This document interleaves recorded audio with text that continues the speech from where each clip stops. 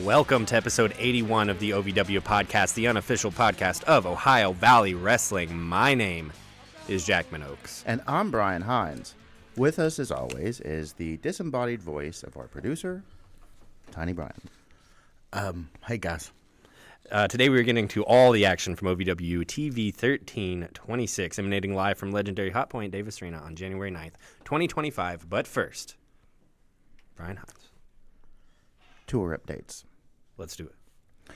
You can catch OVW every Thursday at Hot Point Davis Arena at 6:30 p.m. Doors open a little after 6, and they do overdrive from 6:30 to 7, rise from 7 to 9.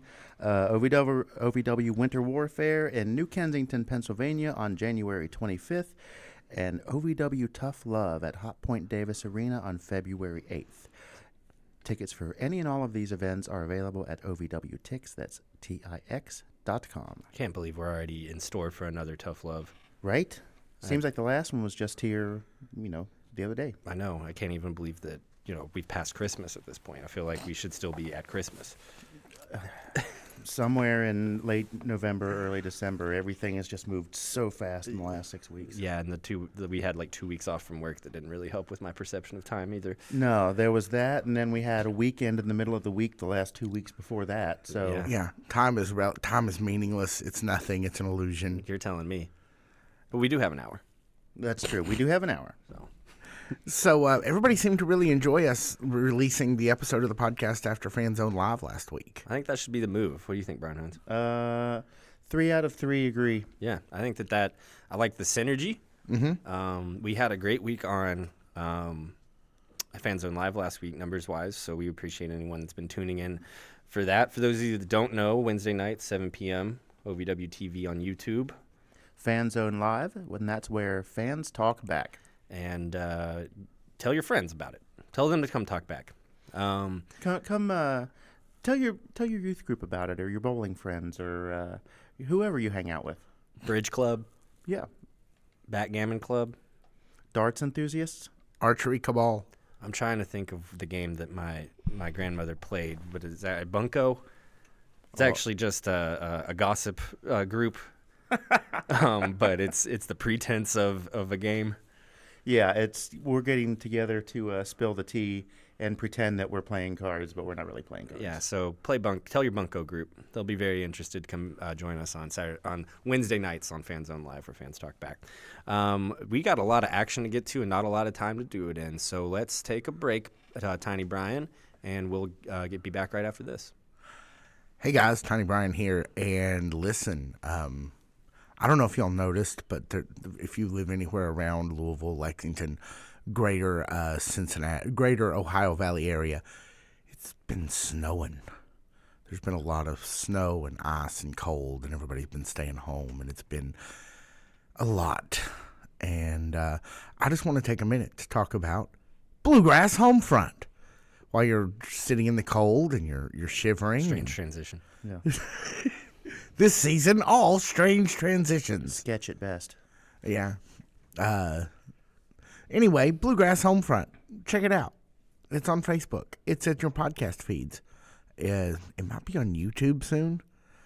Victor's not amused at the notion that I might start putting him on video regularly. He trots us out here just fine. So week after week. Yeah, y'all, look at you. You guys are svelte and handsome gentlemen. What are you trying to say about Victor? Yeah. I'm just telling you what he says about himself. Have you seen that head full of hair? No, I'm not saying he's not a handsome gentleman. He's no slouch at all. Except when he slouches. Well, that's different. And, sometimes he puts the flannel on and it all kind of slouches.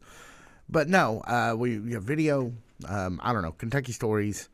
Maybe we need to do some other stuff too. I don't know. We got to get back to it. Bluegrass Homefront, check it out. It's been gone for 2 years. Maybe sometime it'll come back. But for now, what is back? What is here? What is now? What is hip? What is happening? Is the OVW podcast already in progress? Welcome back to the OVW podcast. All right, we start off with a promo at the top of the show here, and I think there was a time where that was something that we always had mixed feelings about. The promo to open the show. In this instance, I think everybody in OVW Nation was ready to hear from Cash Flo. And rightly so. Cash Flo had some things that he needed to get off his chest after the Nightmare Rumble, and If I were Cash Flow, I would be that upset as well, and I would want to get to the bottom of things right off the bat. Mm-hmm. And so Cash kind of comes out to inform us that after his failed attempt at taking the national championship from EC3 that somehow Doug Basham ended up with after some heel chicanery. That was some fine-ass heel chicanery. He's at the bottom of the ladder, so to speak, in terms of championship contention. Yeah. And he's vowed to get back to the top of championship contention, and no better place to start, no better time than now, right? To quote Rage Against the Machine. New year, new now. And then we see his first match as he's attempting to climb back up that ladder. And what was your reaction when when you saw Icon Lee walk through? So it was an open challenge, right?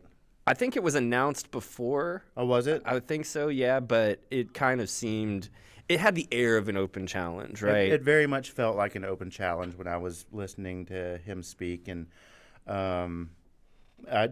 we see Icon Lee come through the curtain, and I just kind of laughed to myself like, yeah, all right, dude. Here we go. That was a lion or a lamb to the slaughter moment.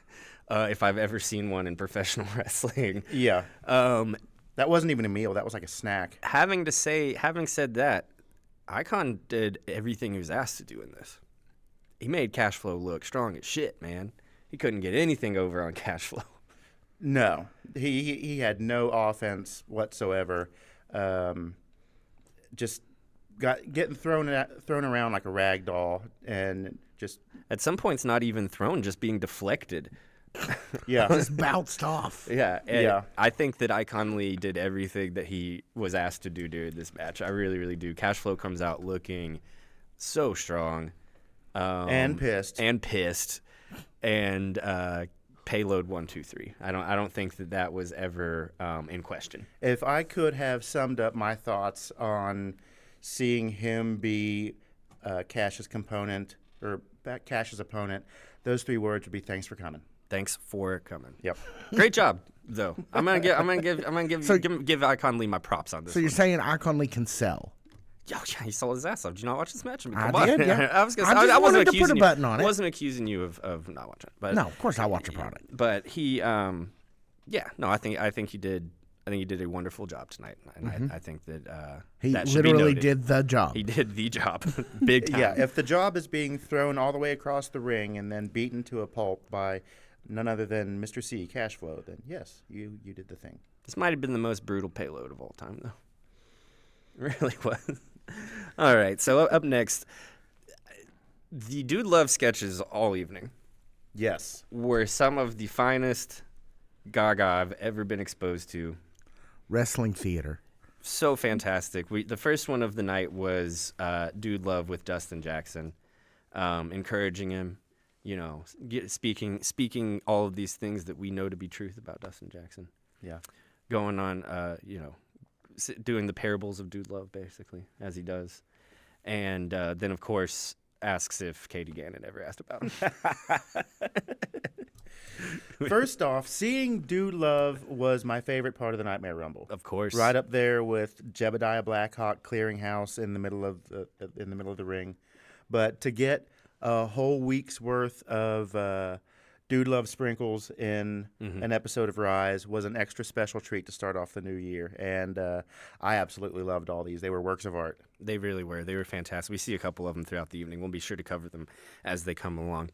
Up next, Al Snow, CEO, WWE legend, I think is what they referred to him as, CEO of OVW. He has to get under I like to call him an icon because I think you want to get him under contract. They And do have a should- Legends contract. And WWE, wherever you are, you guys need to get Al Snow a Legends contract. And when and wherever that happens, we will be here to take credit for it. It was our idea. Yeah, like getting Al Snow in the hall was something we came up with. Yeah, right. Yeah. I'm kidding, obviously. Al Snow comes out, does his little recap. It's the first time that we've seen him talk to the fans this year. Wishes the fans a Happy New Year, does a recap of the Rumble, says that 2025 is going to be one of, if not the best years of Ohio Valley Wrestling ever. And I've got to say, 2 episodes in, we're off to a hot start. The hottest. 2 episodes and a pay-per-view in 2 weeks. We're off to a real hot start in 2025. Yeah, they're on a tear. Of course, Al can't have a microphone for too long before Doug Basham and the rest of the Revolution shows up. Yeah, that's how that usually goes. Al's face when he was just pure contempt as Doug Basham is talking there's a great half a second shot of it during this promo that was just really kind of set the mood for the promo for me. Doug comes out and he says, well, I beat the most unpopular champion of all time. That's a fact. That is true. Yep. And he says that I'm going to be a fighting champion, which is yet to be determined. At this point, yes. And Al says, well, if you're gonna be a fighting champion, let's do it. Let's do it right now. Brings out Dustin Jackson. Dustin Jackson, of course, is the media champion, but he has a big bone to pick with Doug after the ending of the Rumble. Comes out and beats Doug. Yeah. Squeaks out a win. Squeaks out a win on Doug. I was so here for this. I was so excited. I love Dustin. Sure. He's one of my favorite guys, both in and out of the ring. He at the past few months of his wrestling career, he's taken a clothesline from hell from JBL. True. Been on camera with Dude Love. True. Gotten the Dude Love rub. That might be a different thing. And gets a pin on Doug Basham. Yeah, On top of a championship victory. Not a bad way to start off a year. Yeah, the guy has really since the end of August had a just nothing but upward trajectory, capped off maybe with nothing else more than this pin on Doug Basham, at least until later on in the evening. Yeah. I think that this episode of OVW was cooking so hard on so many levels. I loved the Dude Love kind of interlacing everything. I loved the hour one story that they told with Dustin and Doug. And I think I rarely say this, but the tag match that we're about to talk about, maybe one of my favorite matches in OVW since we've been watching it. It just had no business being as stupid good as it was, and it was long, and it was just great. It was fantastic. Before we jump into that, though, we have to mention that Doug is mad. He's yelling at the Revolution like they had something to do with it. Him losing to Dustin. Yeah. And he arrives at the conclusion that the only reason Dustin was able to get the win on him was because he wasn't dressed for the occasion. Yeah, he was wearing his dress shoes and not his wrestling boots. Yeah. Didn't Black Sabbath write a song about that? You would be more of the guy to ask about that. I'll think about it and get back to you. Hans, you've got quite the shoe game going on tonight. I do my best, yeah. I expect you to run off at any moment. Your feet fight someone wearing shoes with Dr. Octopus on them.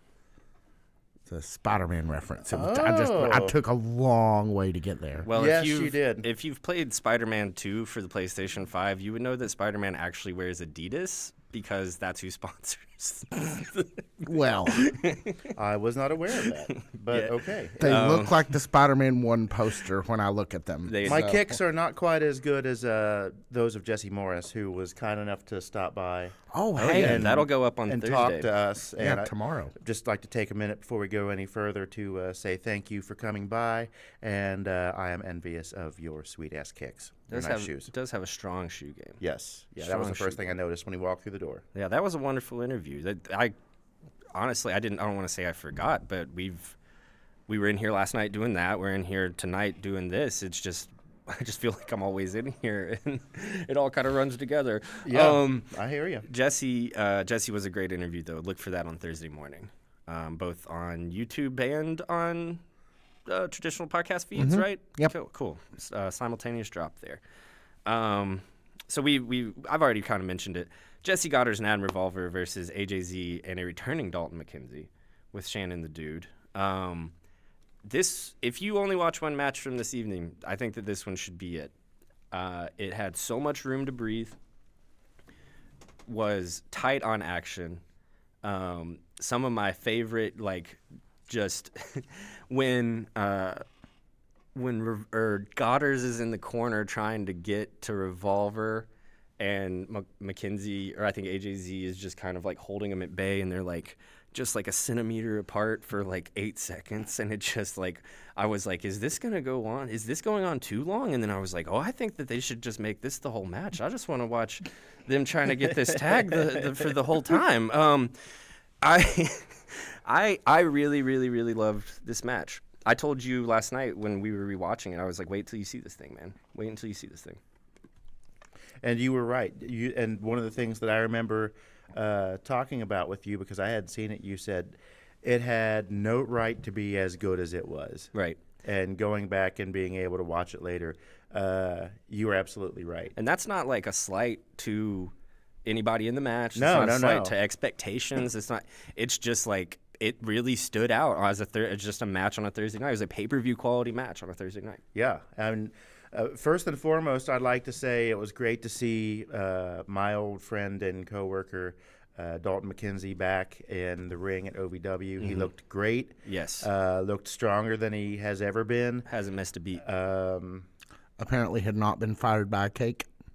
Not this time, no. No. We are going to have to hear that story, though, because I want to hear him tell it. But I do have photographic proof that that did happen once upon a time. Yeah, when we have him down here to do the interview, we'll get that photographic proof and put it in our magic box. Yes. Hell, I may make a poster of it.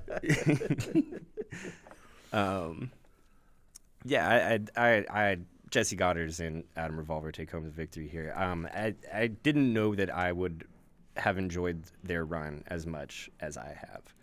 As long as we've been doing this podcast, and as long as we have ripped on Adam Revolver, I have to say that last night, the energy that I got from him in this match was just, you wanted to root for him so hard. Yes.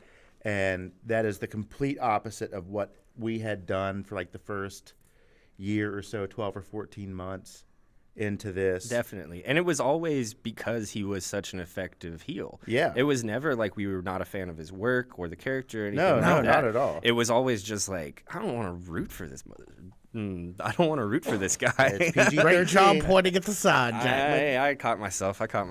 As my friend Brian Hines likes to say, if it doesn't leave the kitchen, it's not a mistake. That's right. My pen's not working, but There we go. Yeah. Happy Adam Revolver. yeah. No, I honestly go out of your way to watch this match. This is a great match. Great little match on Thursday night. So this is kind of like the opposite of them being the Overmen.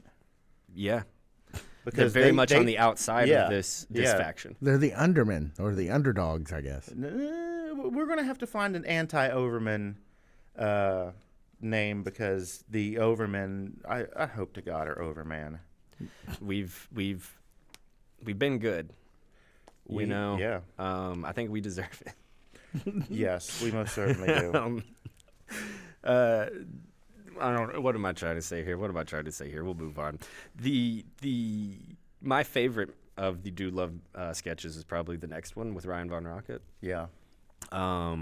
We hear that they're both there At when Dylan, at Woodstock '69, not the mudslinging Not the Woodstock, one that I went to. not yours, Yeah. but '69, and they were also there in, I want to say, is it '66 when Dylan went electric at Newport Folk?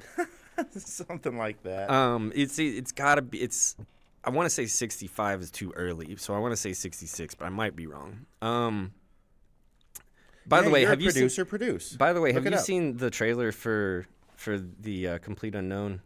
Yes, I wanted to see that on Christmas Day, but there was just too much Christmas to be had. I'm gonna try to get it. Just go see it before it leaves theaters. I need to go see that in Nosferatu. But there's a part in that trailer where it says Timothy Chalamet was electric, and I was like, that's kind of not what. That's like the point of what Dylan was doing during this era was like acoustic. Yeah. Like I don't think it drove me so crazy that like this reviewer just like didn't even knew so little about the subject to make such a dumb they comment. couldn't say Timothy Chalamet was acoustic. They could have if they knew anything about Bob Dylan, but they didn't. For the record, Bob Dylan went electric on July 25th, 1965. Okay, I was close. I knew I was in there. And, listening to them reminisce about the 60s, I'm reminded of that famous expression that those who remember the 60s Weren't really there. weren't not there.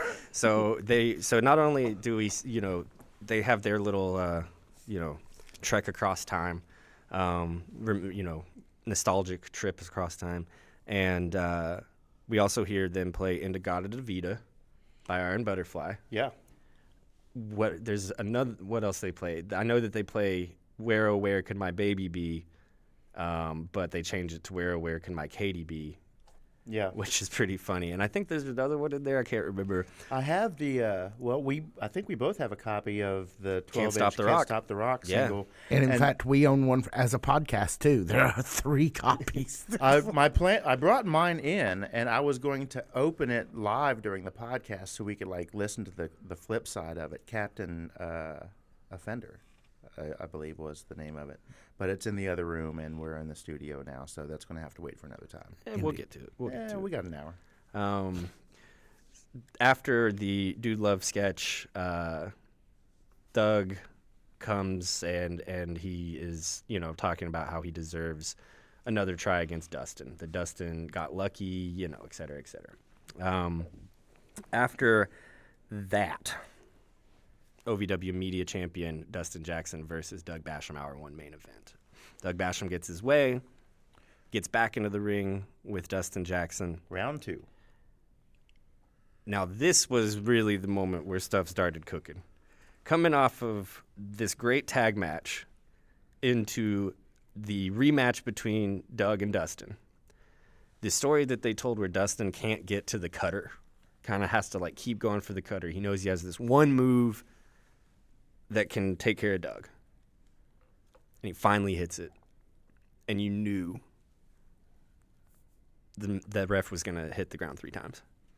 Yeah. You knew that Dustin had beat Doug twice in a night. Does that make him Dustin 2 times? Could very well. I wish, just for the chaos of it all, that one of these was a title match. I wish that Doug had gotten so frustrated. No, I'll put it on. The second time I'll put it on. I'll put it on. And then you have Dustin Jackson walk away with national champion. Doesn't have to hold it for very long, but just for the chaos of it all. Yeah, that would have been something. So, Victor But getting to see, sorry, just one last thing. No, go ahead. Getting to see Dustin get the pin twice on Doug is such a huge vote of confidence for Dustin and the way that he's being booked. And I think we are in for a wild, bumpy, very, very fun ride with Dustin Jackson. Yeah. And just to lose to somebody, for Doug Basham to lose to somebody, especially of Dustin Jackson's caliber, I can understand him being upset. Sure. Being that he is the leader of the revolution and, the biggest heel holding the belt, I can see him making excuses. I didn't have my shoes on, or this or that. To do it again and lose a second time had to be absolutely maddening. And first time is a small package. Second time is a Legitimate full-on offensive maneuver. Yeah. Yeah. Absolutely incredible booking. Absolutely incredible stuff. I regret. We had the inclement weather. We about a year ago or so almost had a very strange time driving back from Louisville during inclement weather, Yeah. and so we decided that night, no more. If there's a little bit of snow on the ground, maybe we don't risk it. Yeah, we can watch it at home. I wish that for like my almost own 2 hours driving home that night. for my own personal, very, very personal, very, very, what's the word I'm looking for, selfish reasons, I wish we were there. I would have loved to be in this crowd to see Dustin get the pin twice on Doug Basham. I'm sorry to cut you off, though. You and Victor. Oh yeah, we may or may not have had a bet whether or not Dustin was going to go 3-0 by the end of the night. Oh, now that would have been Just keep maybe too much. Just keep giving him opportunities and him lose again and again and again. Third one would have had to have been a title shot, though, Well, yeah, that would seem. I would agree with that. which would have been insane. Well, and that would have been the one where he We would have gotten. lost. Yeah. But no, I don't. I think that they did it the perfect way here. I think they did it the perfect way here. After the match, the Revolution comes and beats down Dustin. The locker room clears for Dustin. One of the big things that I wanted to point out here is who all cleared the locker room for Dustin, because we saw a face that I don't know that 2 weeks ago I would have put in the crowd that comes to run off the Revolution, but he was sure as hell there now, and that face is Eric Surge. Yeah, he showed up and showed out. So I guess, and correct me if I'm wrong, you go over an hour in the Rumble, you're automatically a babyface? It would appear so, yes. Well, the crowd's always he's never been high. Our first introduction to him was somebody Doug brought in. So I don't think that he had really defined himself very tightly with the Revolution. It's not, he came out with them a couple times, and Doug sicked him on some of the OVW locker room, but I think he gets to kind of define himself, and maybe in this act he sort of did that. I'm just saying 2 weeks ago he wasn't there. No, he you're wasn't, absolutely right. Wasn't No. there. But not going to complain. An hour in the Rumble needs to be rewarded. Absolutely. That's not something that everybody can just physically do. Like, period. Like, it's tough. Not everybody. I couldn't wrestle for 8 minutes, let alone an hour. Couldn't wrestle for 2 minutes, let alone an hour. Up next, first match of hour 2, we see Super Z with his new Rush Division championship title versus Elijah Eros, who it seems has had a little bit of retinkering since last time that we saw him. It appears so, yeah. Not as He carried a lightning bolt. not as goofy. Not as mythical. Right, Yeah. right. What's you remember the Couriers? Yeah. Ask me too fast. Mercury. Yeah. That's that's what he reminded me of. Is those guys, the guys that ran fast or whatever. Anyway, I'm getting off subject. He has it seems, is taking a more mature tone, and I think that is only going to benefit him because I have been high on Elijah Eros since the first time that we saw him wrestle, at least. I think he was in a 6-man match. I think Super Z was actually on the other side of the ring during this match, but he was with Justice Davis and Jake Painter. Oh, yeah, I remember that. And for me, Elijah was the standout of that match, really. And we get to see him in a one-on-one scenario now. And, man, I don't. It's hard for me to tell. Did Icon Lee make Cash Flo look stronger, or did Elijah Eros make Super Z look stronger? That's a tough call. Elijah Eros goes so high on these arm drags, like can turn himself completely like over whenever he's like being hit into the. There's I think when he gets hit with the Z punch, and he like folds completely over on his head into the corner. Elijah Eros is a very athletic guy. Yeah, very. Wow, that was impressive. Very flexible. Very, very. I am going to assume probably did amateur wrestling. Just has that body type. I figured you were going to say yoga. Might do yoga. I don't know. Maybe both. You should. It's good for you. But he's kind of got that body type that high school wrestlers that they kind of prefer. A lot more smaller, agile. A lot of high school wrestling, amateur wrestling doesn't tend toward the heavier guys. No. Really tends toward the smaller guys. He kind of reminds me of that, and his footwork and like how comfortable he is when he gets lower to the ground. Just kind of, I might be completely off base. Maybe he's just really good. Yeah. Well, maybe he's more comfortable with the footwork because he kicked his shoes off. Yeah. Yeah, speaking of footwork, I wanted to talk about that. You guys help me make a case for shoeless wrestling for me. We're talking about it right now. That's the case. Yep. I mean, He's just without the shoes. He's just a skinny, pale white kid with long hair that isn't particularly big. When he doesn't have the shoes on, we talk about it. is that true of everybody who wrestles barefoot? Not everyone, but I mean, it's true in this situation. How many other barefoot wrestlers can you think of? I can think of Ronnie Roberts. Jimmy Superfly Snuka. Mm-hmm. Which one of the Von Erichs? Was it Kevin? I can't remember. It wasn't Zac Efron No. or the Bear. It wasn't either one of them. Okay. But one of the Von Erichs. They said here, and I missed it. The Ronnie Roberts. Matt Riddle. Oh, yeah, bro. And the Reverend often didn't have shoes on. That's true. But he was packing snacks in his pants. He was. He does this. Elijah's kind of built like the Von Erich boys too. Yeah. Maybe not Carrie, but like small, muscular, but not huge and just very athletic.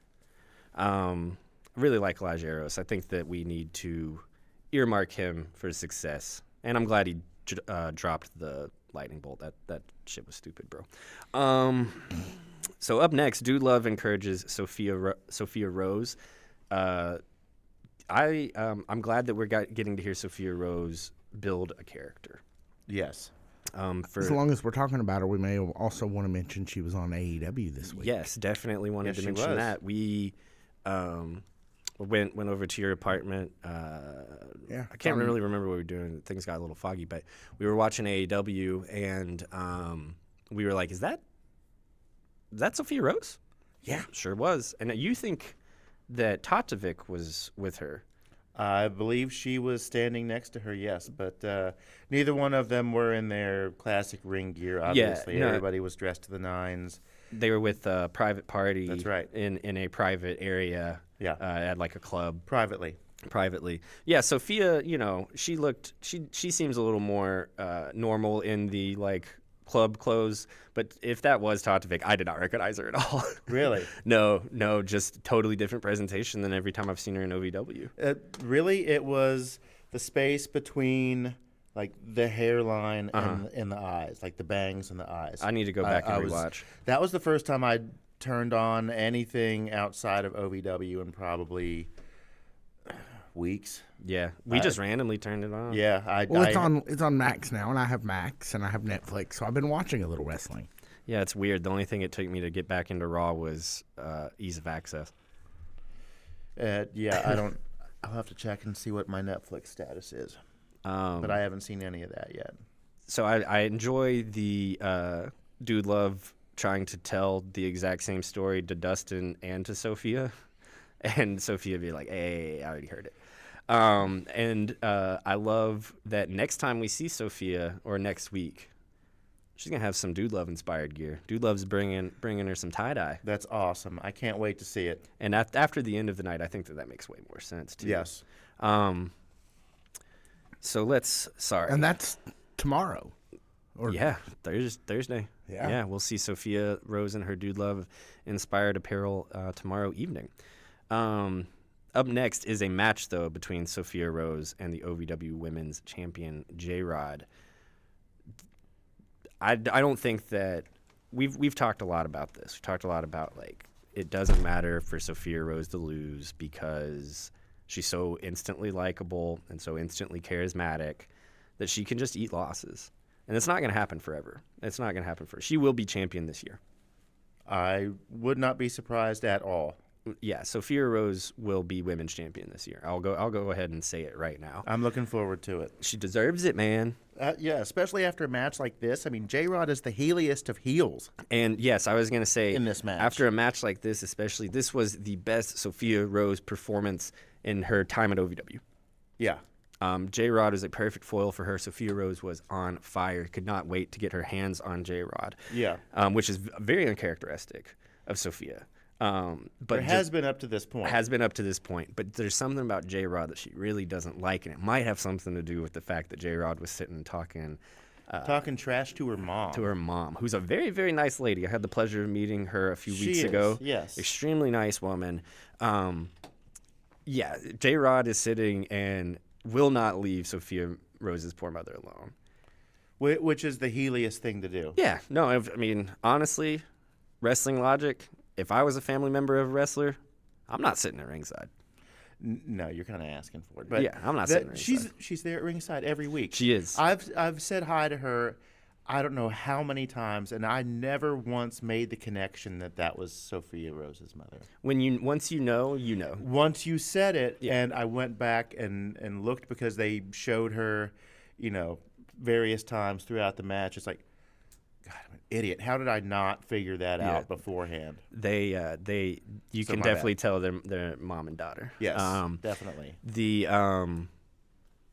So I really do want to say that this was the best Sophia Rose performance, period. For a second, when the match started, as the match is going on, I'm like, oh, man, so I was wrong. Sophia Rose is going to win this. The year of Sophia Rose, or the reign of Sophia Rose, starts now. And it wasn't a championship match, but this is going to be what kicks off, the momentum.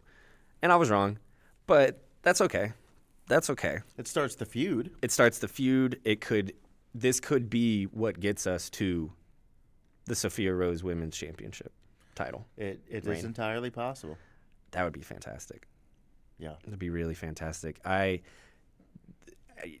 We talked a lot, like Super Z deserves it. He got his. I think Dustin deserved it. He got his. Yes.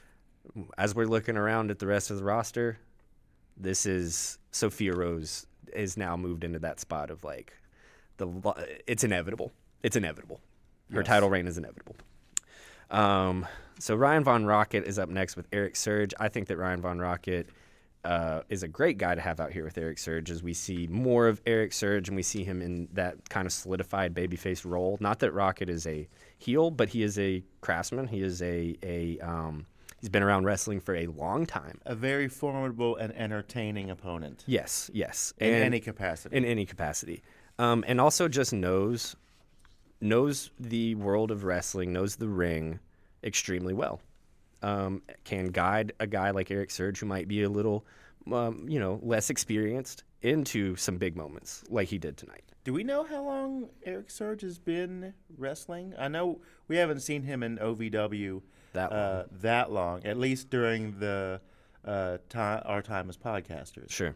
But have they said how long he's been? We could probably figure that out. Producer, Let me see what I can find. Chop. I don't think he's cage an match academy. Cage match Eric Surge. He is not an academy grad, is he? I don't believe so. Well, I don't know. Produce. He came in a little too fully formed, I think, to be an academy guy. Does that make sense? And I'm not. Yeah, I'm I not hear what like, you're saying. I'm not like, that's not a shot at any of the academy guys. He just kind of, to me, seemed like he had been around a little bit longer.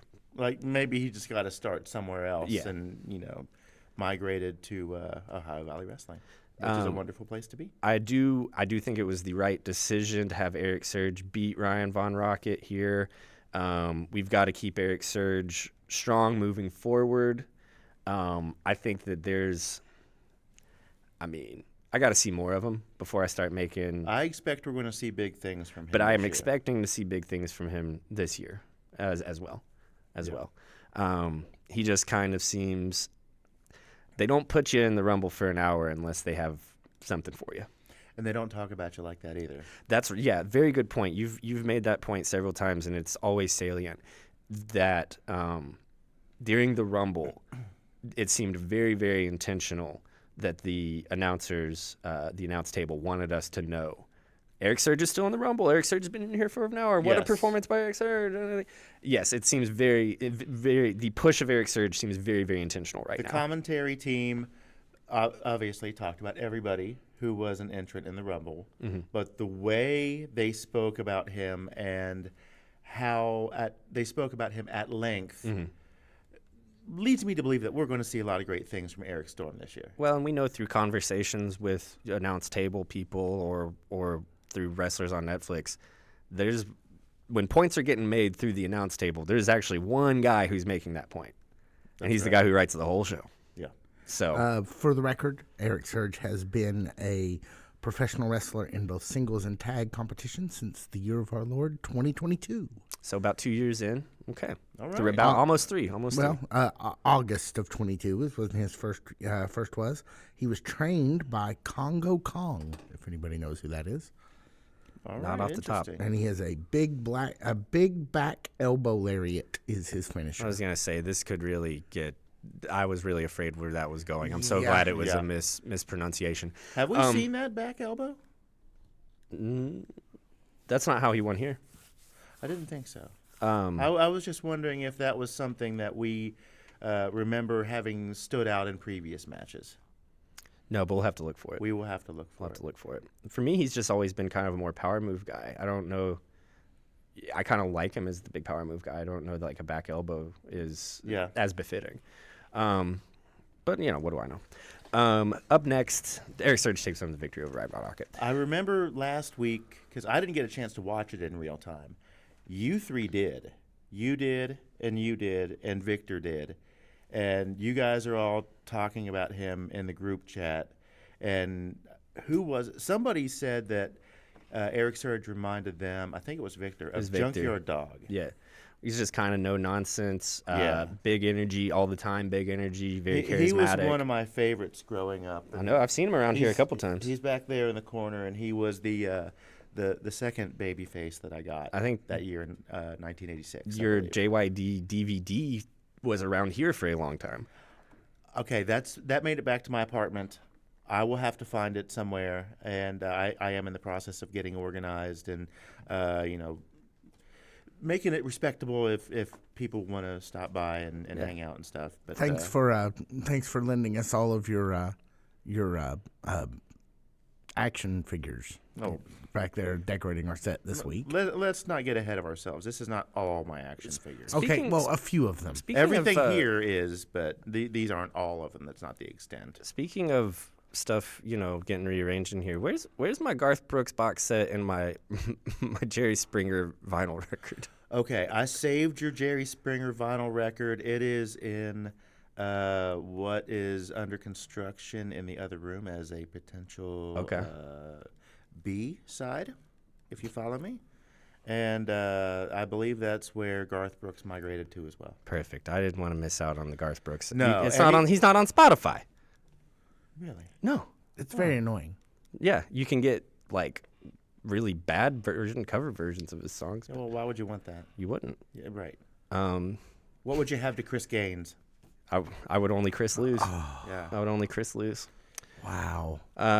Reminded by this is not a music podcast. The kind of final backstage sketch of the evening concerning Dude Love is him and Zachary D. Pittman. Love the OVW photojournalist. OVW photojournalist. Love the obvious of Zachary D. Pittman, multiple personality, Mick Foley, multiple personality. I didn't catch that. Love but the very yes, obvious pairing of that. That makes it even sweeter. And Yeah. He produces evidence for Mick that kind of reinforces, or I'm sorry, for Dude Love. Nick is not there. Dude Love is there. No, he is still injured and is on his way to a long recovery. He produces the evidence that would support the claim that Dude Love made at the Rumble that Jack Vaughn attacked him. Yes. So we will see more on that at the end of the evening. Those images are out there as a reel. If you didn't get a good close look at them, you can I find them need on to the find that. OVW socials. I paid special attention to watch for those when I watched this episode. And, they were – you're absolutely right. And if we would have been there, I would have tried to get one of those for the studio, much like I do any other time. Yeah. One of the Been a good idea. fans got one of them. I remember seeing a picture of it. How much they want for it? How much they want for it? I don't know. Well, there's an endless road of collectibles and memorabilia. We'll find more things. Believe me, I know. That's why I'm poor. Final match of the evening, but not the final segment of the evening. No. Tony Evans and Jay De Niro versus Hoda Pesos and Maximo Suave. Here's what I was thinking because I look at the time, so there's about 15 minutes left. Yep. I said, oh, man, just a couple weeks into this tag team, Maximo and Hoda that we've been waiting on, they're main eventing the show. They're main eventing the show. How great is this? This is going to be so They have a awesome. name this week too. Yeah, and I Which didn't is? catch it. Los Despitos. It's Spanish, and I'm my accent Is won't it tell you. It is not Despacitos. I know that word. Okay. But it is Los something that starts with a D. Okay, And I'm going never. through. And I've got closed captioning on. I'm going to try to catch this and then throw it through the old Google Translate so we can kind of get this straight. Dude, we've done so much producing on the show today. That's crazy. It's like yeah. We produced way more producing than we ever produced. I know, really. I was so excited, right? I was like, oh man, they gave my boys the main event. Just a couple weeks into this run, this is gonna be great. Thought Jay De Niro looked great in the Navy selection. Like instead of pressing X when you chose him as your chooser fighter, you press square. Written that's sincere. He like I actually like not just a wrestler. Like I'm like Jay, that's your color. Like sincerely, I'm like you should. You think so? Yeah, you should rock that more often. I'm a big fan of the classic black with the white tie and suspenders, and that is my entrant into the Jay De Niro Shoe Appreciation Society. I've got a pair of those kicks, and I will wear them the next time we do this. Those are some nice. The patent black and white leather. Yeah, those are nice. And he wrestles in those sometimes. Yeah. And he doesn't complain or lose or complain. Definitely doesn't lose twice in a night. That's yeah. If he loses, it's just once. Producing, their tag name is Los Desatos, Desatos. Okay. Do you have Google Translate? I'm about to look it up. I just got it.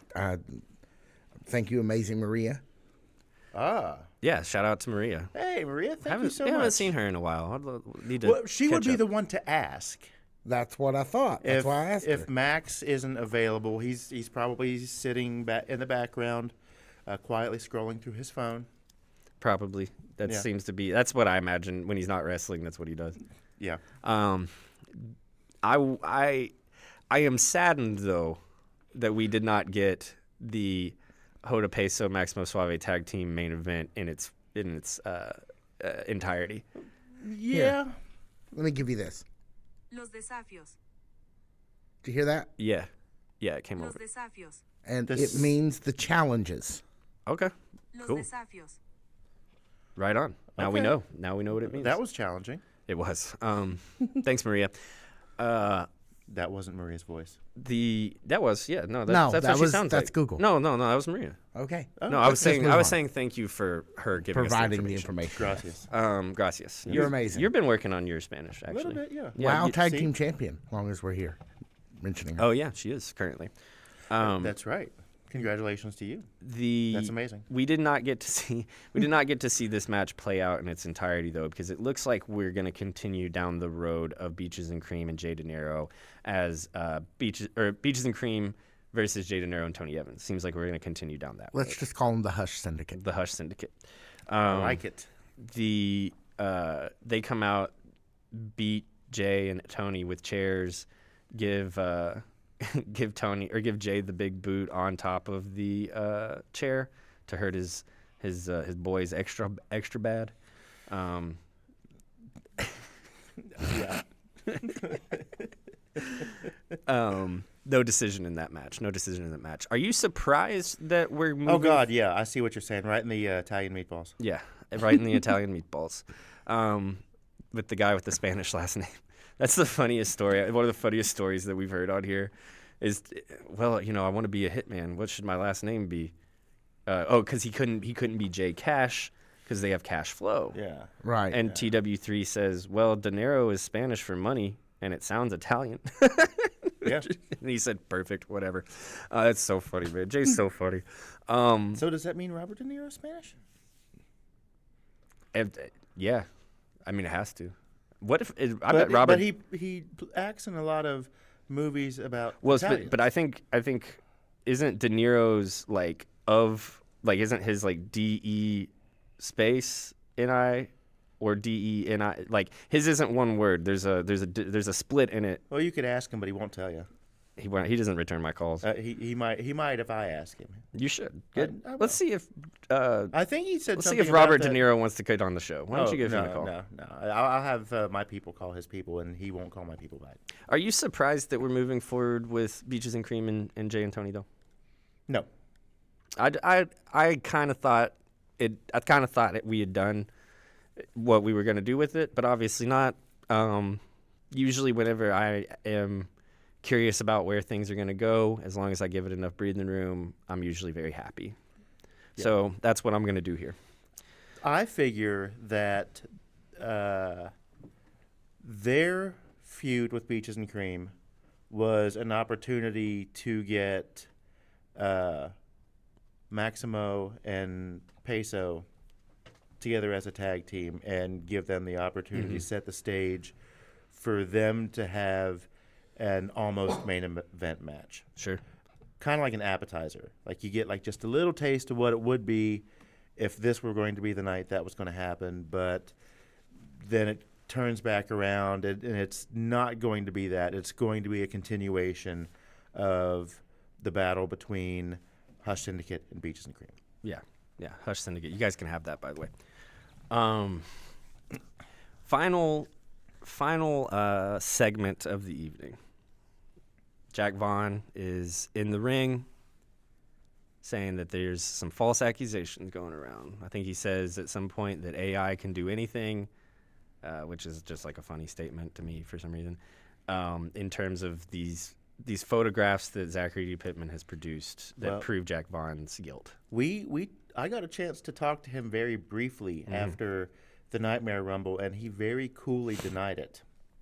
It was like, think about it. It wasn't me. I was the one who found him. I was the one who was trying to comfort him after he had been attacked. Wasn't angry, wasn't adamant, wasn't anything like that. So I was hoping that, if we didn't know the exact answer, we were going to get a chance to talk to him. But that doesn't appear to be the case because might have something in the works. Yeah. Y'all wanna do a little messing with time? I'm going to tell you guys now, so you can react now. We do have a statement from Jack Vaughn that will be on Fan Zone Live later. Oh. Well, wow. That's coming in the last hour, literally just before we started recording this. Jack Vaughn, I've been in contact with Jack Vaughn's representation, and he has a message for the fans, and we'll be premiering that live on Fan Zone Live in a little bit. Well, you know what they say. Thigh slap. That is in fact what they say. Hashtag tie slap. So we go on through this, and Jack Vaughn is adamantly denying being the one that attacked Mick Foley. Dude Love comes out, basically says, I know it was you, et cetera, and I don't need you anymore. And because I got a new favorite wrestler. Yeah, Mick Foley has a new favorite wrestler, and that is none other than. Dude Love has a new favorite. Yeah, you're right. The things do get a little confusing here. Even with what's presented on the screen, it gets a little weird, but we'll roll with it. None other than Sophia Rose, baby. Sophia Rose. Huge moment for Sophia Rose here. Huge moment. She looked elated. She looked so genuinely excited to be there, standing next to Dude Love, to be in this segment. And so did her mom. Yes, and her wonderful mother seems so too. And I've said this before. I said this to you last night. Mick Foley could be doing anything he wants. Doesn't have to be at Davis Arena on Thursday night. Doesn't have to be doing pre-tapes. Doesn't have to be coming out. Doesn't have to call Sophia Rose his favorite wrestler. Doesn't have to do anything. He does it because he wants to. For the love of the game. Because he means it. Right? When he says Jack Vaughn was my favorite wrestler, he meant it. When he comes out with Sophia Rose right here, it's because he means it. Sophia Rose is destined for big, big things this year. Cannot wait to see the Dude Love inspired change of clothes.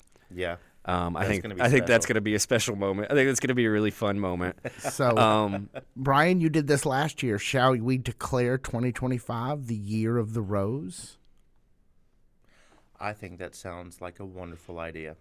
Let's go with that. 2025 is the year of Sophia Rose.